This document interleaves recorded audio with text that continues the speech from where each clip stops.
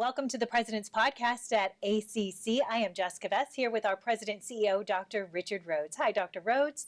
Good morning, good afternoon, and good evening. Whatever time it may be that you're listening to us. Thank you for joining us today. You know, we have a really exciting program for this President's Podcast. We're talking about something super innovative in the community college realm, and we have some amazing guests with us. We're talking about the incubators at ACC, and we have a few of them now at the college.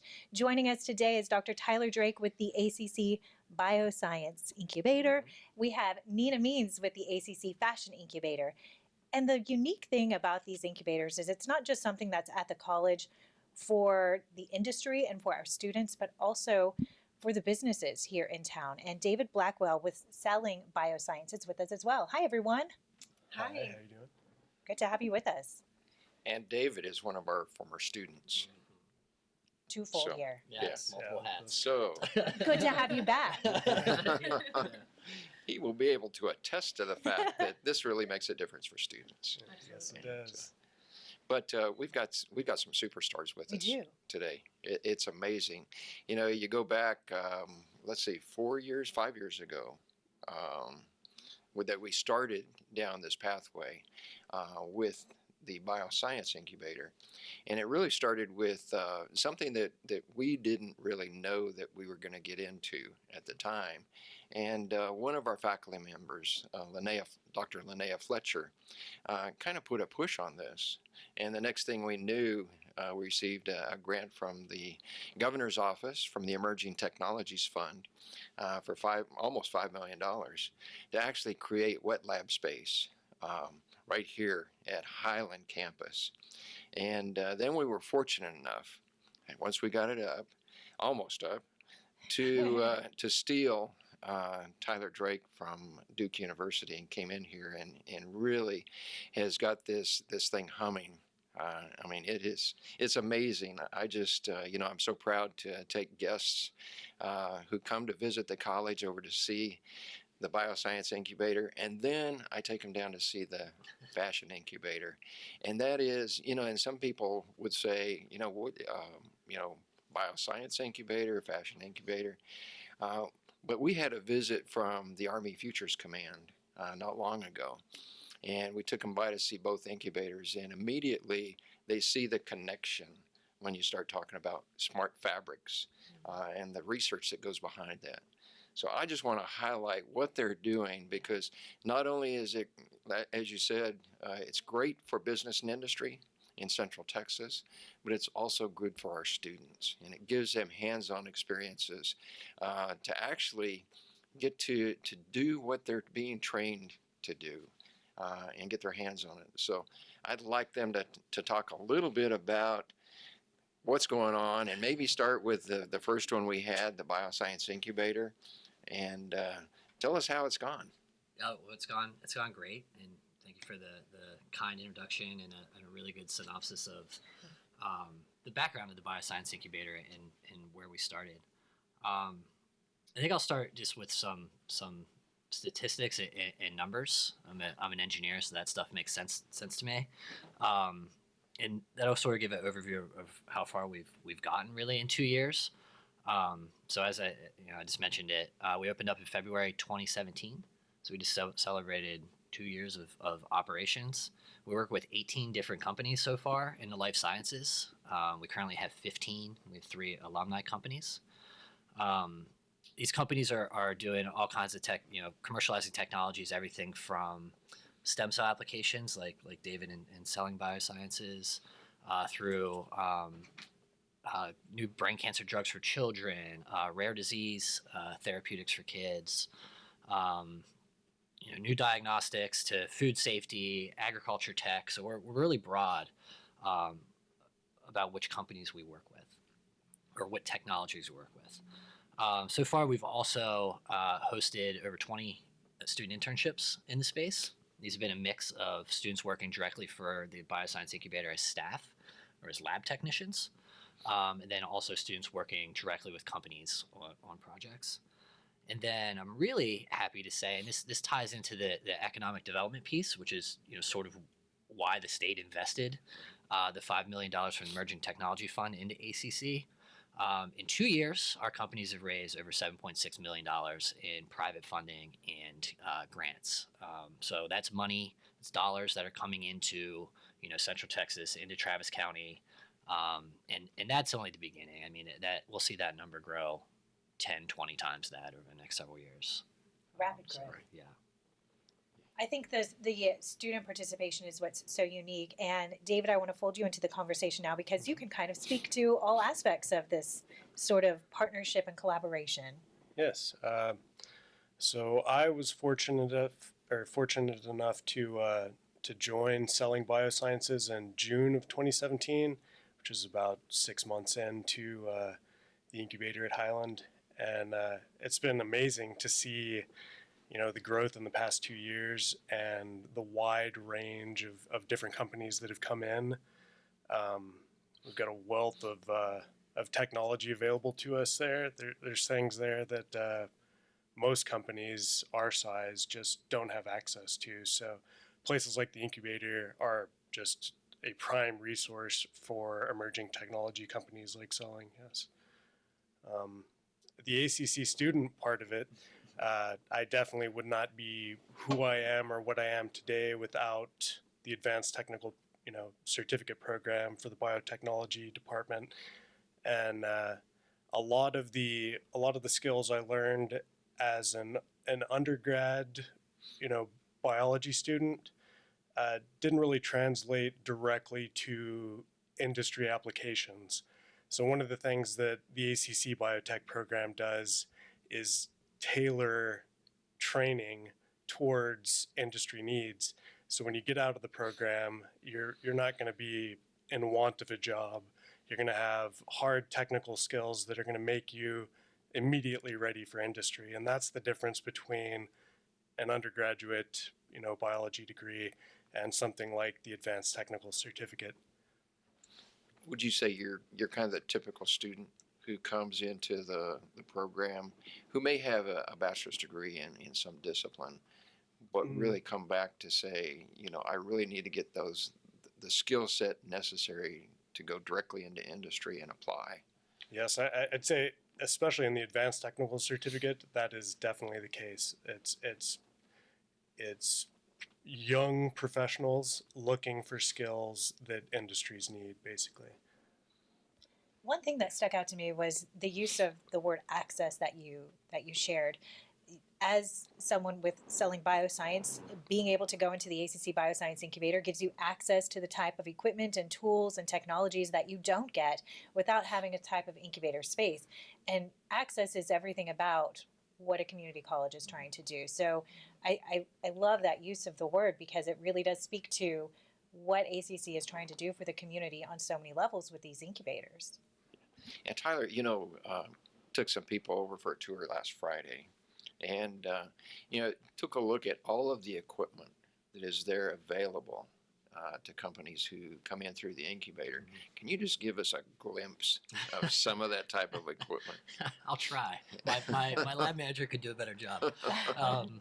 Yeah, and that really, when we sort of survey other incubators and resources that are even across the state or the country, that equipment is really what makes us unique, and really what is that is our biggest value add for companies. So the last we went through our inventory, we had somewhere around $1.6 million in biotechnology equipment. This is everything from the basics that a company needs, refrigerators, freezers, sort of the picks and shovels of the biotechnology world, the real tools, up to the high-end stuff. We have a DNA sequencer, we have HPLC and mass spec. These are things that are used for drug discovery, therapeutic development. And what's really cool, we have all this equipment. It takes a lot of energy and time to maintain, calibrate it, validate it. Right there's where our students plug in. So the interns that we hire, and they all are paid, are the ones that maintain all this equipment. And the idea is, this is what we tell them, and this is what we've been able to do so far, is that when a company walks up to something, it's ready to go. It's calibrated, tested, ready to go, and ready to use. So it's a really unique model to use the students to act as lab technicians and really free that burden up from the companies. Right. And one of the things in the tour last week. We were walking through, and one of the things Nancy had mentioned Yeah.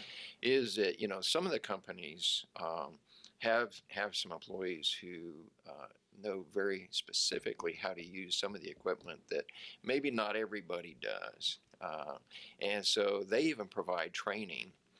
That's one of the academic benefits and ways that the companies give back to ACC is to actually do training sessions for our faculty, our staff, our employees, our students on how to use the equipment, in a very detailed manner. And so it's, maybe you could talk just a minute about some of the academic benefits that companies actually give back to ACC. Yeah, and it's something that we require. So it comes up normally in the first meeting with companies when we're talking to our pipeline or recruiting companies, and we let them know that this facility is a great resource, but you have to give something back to the college. And we're pretty flexible in what that can be. We've had companies hire interns. We've done training sessions like you described. And we've even had sort of smaller everyday questions that Nancy Lyon, my lab manager, will take to the company and say, hey, this piece of equipment, we don't quite have the expertise, but we know you do. Can you come help out? They'll get on the phone with the vendor or the supplier and sort of help us solve the problem. Part of what we're looking for when we're recruiting companies is that they'll be a good fit into the community that we're trying to build. Right. And then one last thing that I wanted you to talk about, and that is the relationship with ATI. And because some of these are small companies who don't know how to actually stay in business. And so how does ATI help assist that? Yeah, so ATI is the Austin Technology Incubator out of the University of Texas at Austin. They're a really good partnership with us. They've been doing business incubation in Austin for 30 years. So it's the oldest incubator / accelerator in town, probably one of the oldest in the country. And have just a huge network of mentors and expertise on the business building side, but they don't have a wet lab facility. And so we were just such a great complement to that. And we have a partnership with Austin Technology Incubator where they're on site every Thursday. They help us during company selection, due diligence when we're evaluating companies. And then once a company is accepted, their role changes where they're now providing business building and mentorship directly with the entrepreneur. So it's also a very, very important resource. For anyone starting a small company, there's no way that you can be an expert in all the different things. Right. And then particularly in sort of the life sciences or the hard sciences, you have to be such an expert in that technology. It takes so much time that it's hard to piece around, where do I get insurance from? What lawyer should I work with? How do I protect my ideas? So these are some of the other things that we provide the Bioscience Incubator through creative partnerships like ATI. Yeah. The collaboration that you talk about is also key to the Fashion Incubator, and the facets of the Fashion Incubator that are coming into fold come really from across the community and specifically with the city too. Yeah. And we have a rock star with us in Nina. And can I have her just give a little bit of a background? Sure. And because it's fascinating. Oh, thank you. I had started actually in the field of public health. I had made a change in my career where I went back to design school for an associate degree because I'd already done my master's in health communications and marketing, and I really had a desire to pursue this avenue. And so I took a couple of years off and focused on an associate degree. I went to FIT in New York, studied design. I designed for American Eagle. I designed American Eagle Outfitters. I designed for QVC, for Halston. And about 3 years ago, my husband and I relocated to this area where I started my own label. And, Austin is really a place for entrepreneurs. And it's a place where I think people have the opportunity to really kind of dig in a space that really does welcome people who want to create business for themselves. But one of the things that was a huge challenge, and especially in fashion, is that a lot of those resources are kind of in the polls. So you go to New York to get all of your material, or factories are ready to go, all of the sourcing, people understand the language of the fashion industry, probably much more in those areas, Los Angeles, Chicago, Miami even. But one of the things that we're missing here is that we just didn't have anything to glue all of the pieces together. And so this is a really incredible opportunity in this new incubator to really kind of create a foundational space to be able to provide designers like myself, a place to really be able to anchor in and build business. And so we're really excited about all the different ways that we're able to leverage what Austin's already done. But, really, my story feels like so much of an extension of what I would love to see for other designers here. And so I feel very connected personally from a passion standpoint that this just needs to exist. And so regardless of our obstacles in bringing all those pieces together, I'm very committed to seeing this happen. Yeah. Your passion, when I look at your face when you talk about it, your passion never comes through. I don't play poker. And one of the things we talked about with Tyler was the access to equipment that, startups can't afford, to buy that type of equipment, and Absolutely. They don't have access to it. Absolutely. And so can you talk just a little bit about the equipment that we have now? I absolutely will. Whenever I heard about what ACC was able to acquire with Gerber Technology, just a quick clarification, Gerber Technology is not the baby food company. It is the apparel manufacturing company that's been around. It's not a manufacturing, it's software and hardware development for apparel manufacturing. They've been around for 50 years. And they have done an amazing job with bolstering the apparel manufacturing market. And so what we have here is $13.1 million worth of software and hardware that we have access to in our space that no one else in the country has. Definitely no other community college has in the entire country. And the only other institution that has this complete digital solutions package is Ohio State, which is a university. And so what we're really proud of is that we're actually able to leverage our high technology in order to help subsidize product development, which is a huge issue whenever businesses are trying to create product. A lot of times businesses will do their first collection development, and if it sells in its entirety, then they are able to roll those profits back into the next collection. However, if they have a long lead time before the payout, or if they are not able to sell off the entire collection, they're running in the hole. And so what we're able to do is overcome a lot of those barriers with the technology.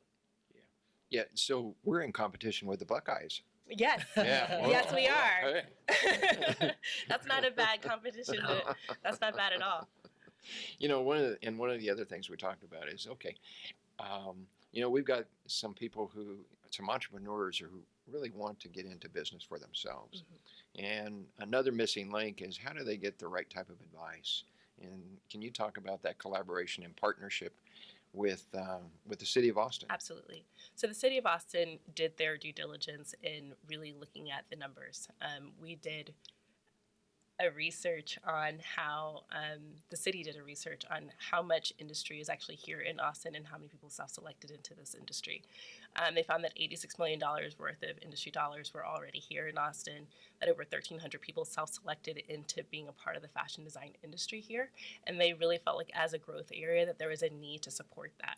So what the city does already is something called the Business for Creatives program, where they actually bolster with real business development support. And so we're leveraging that against what we already do here at ACC through our business school, our business department, as well as filtering in additional industry-specific content that me and my staff will actually provide in terms of understanding how product goes to market, how to apply trends, things like that.